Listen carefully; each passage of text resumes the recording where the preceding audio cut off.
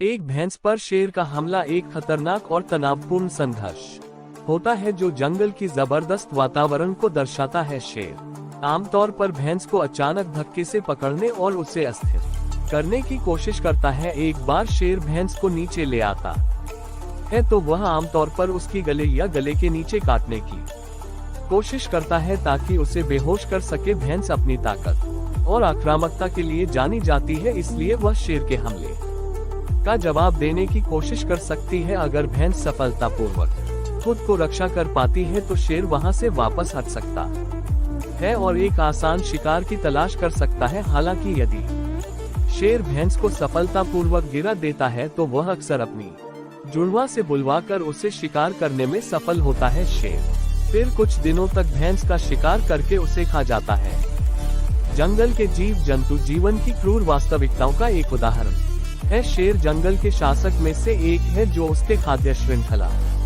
के शीर्ष पर होते हुए दूसरे जीवों के बलिदान का लीटा करता है। इसलिए भारत के राष्ट्रीय उद्यानों में शेर और भैंस जैसे जंगली जानवरों को संरक्षित करने के लिए प्रयास किए जाते हैं। यह संरक्षण न केवल इन जानवरों के विस्तार को बढ़ाता है बल्कि इससे जंगल की प्राकृतिक विस्थापित समृद्धि भी होती है। एक शेर का एक भैंस पर हमला देखना एक रोमांचक और आकर्षक अनुभव हो सकता है, लेकिन हमेशा ध्यान रखें कि यह जंगल के जीवों के बीच एक क्रूर वास्तविकता है। शेर भैंस को तेजी से धक्के मारते हुए उसे अपने दांतों से पकड़ता है और उसे नीचे कर देता है। भैंस फिर भी जीवित हो सकती है और उसे बचने के लिए जंगल के अन्य जानवर उसकी मदद करते हैं। शेर और भैंस के बीच लड़ाई देखना एक आश्चर्यजनक दृश्य हो सकता है, लेकिन यह जंगल की संतुलित विकास और संरक्षण की दृष्टि से बेहद महत्वपूर्ण होता है। इसलिए हमेशा याद रखें कि हम जंगल के जीवों के संरक्षण के लिए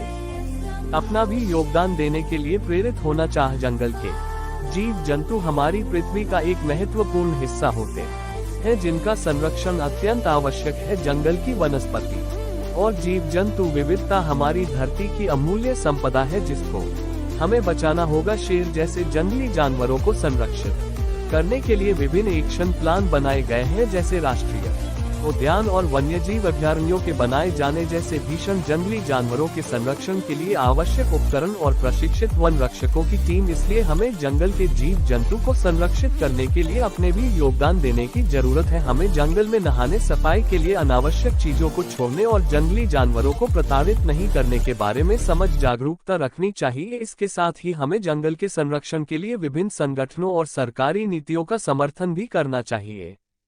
यह हमारी जिम्मेदारी है कि हम अपने संसाधनों का उचित उपयोग करके जंगली जीव जंतु और उनके आवास को संरक्षित